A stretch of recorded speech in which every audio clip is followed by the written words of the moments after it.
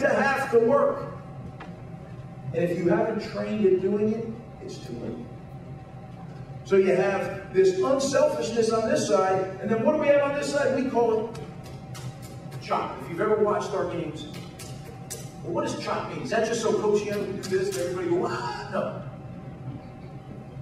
Chop is a focused action. Now think about if you're chopping down a tree.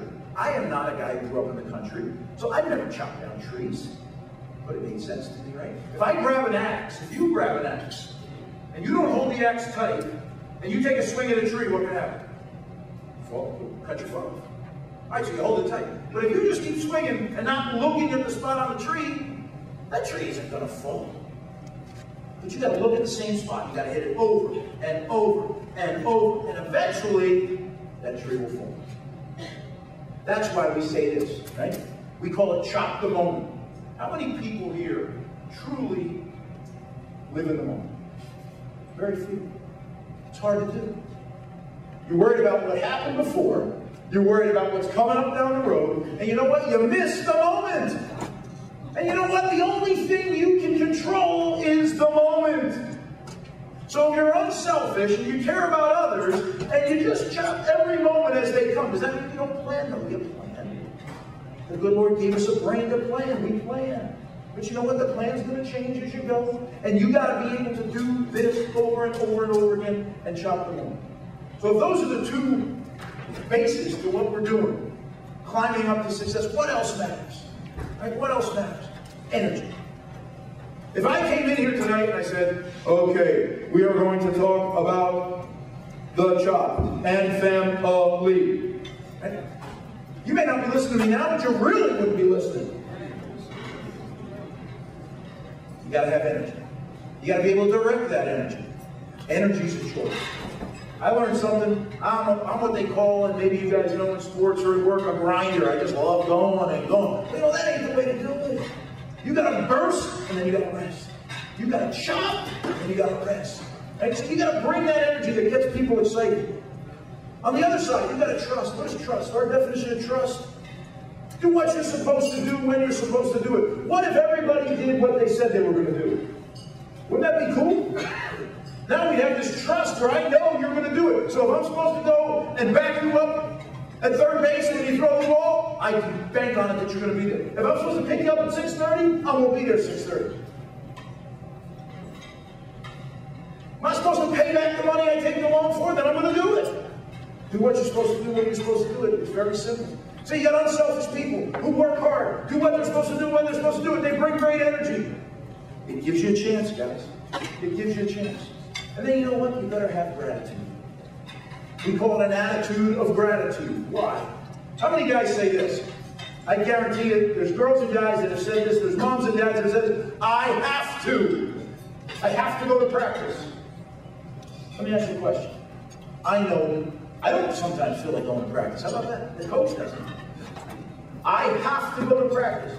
If you say I have to go to practice, why don't you say I get to go to practice? Because you know that guy who's sitting in the wheelchair over there? He doesn't get to go to practice. And you know that kid who has to work after school? He'd love to be playing sports, but he doesn't get to play sports. He doesn't get to go to study hall. You've been blessed. But do you really have an attitude of gratitude? Do you think about that ever? Wow. Wow. I could be like that guy, but you know what? I have this blessing. Why? I don't know why I got it. But I'm going to use it to the best of my ability, right? And that makes me a success. So guys, if you can do that, right?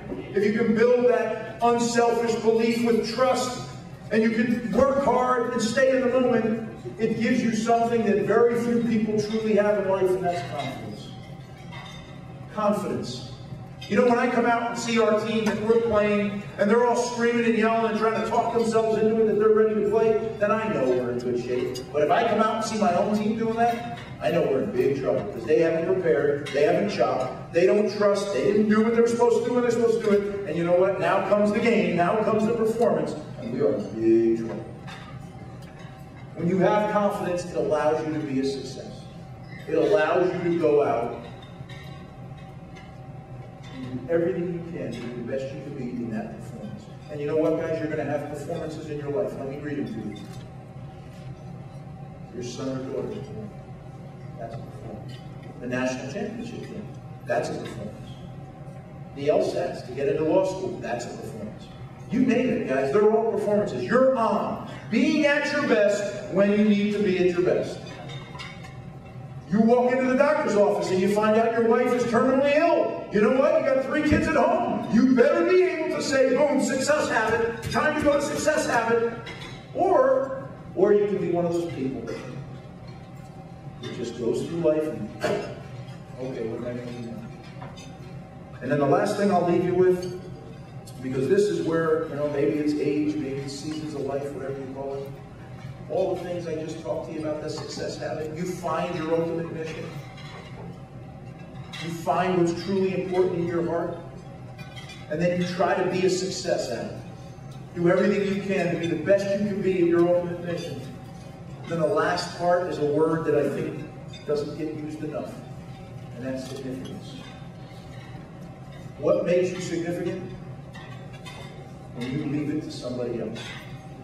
Whether you're a senior on your team and you're teaching the freshmen, whether you're a father teaching your son, whether you're a mother teaching your daughter, are you going to be significant and pass this on? There's the challenge in life, because if you do it, all of a sudden, we're all doing it, all the best and the brightest that we have here gathered tonight are doing that. We're going to look up and we're going to be out of that mess. One shop at a time, we're going to be out of that mess. Now, guys, I really appreciate you listening attentively, and I'm going to do something I've never done before. And this is to show you that I'm going to practice what I preach. I could stand up here, like a lot of people do, who give a keynote address and say, I have to go, I have another appointment tonight, so I wish I could stay and enjoy dinner with you.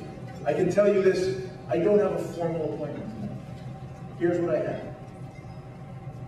For 21 years, I've been speaking at things, whether I'm an assistant coach, whether I was a head coach, and I would sit to the very end, and then I would stay and take pictures. And you know what? Everybody said, that's Schiano, what a great guy. I got 4 kids at home. A 13-year-old, a twin 11-year-old, and a 6-year-old. The month of May is one of the times that I actually get to see, that I get to be significant in their life. This was important to me. They're important to me.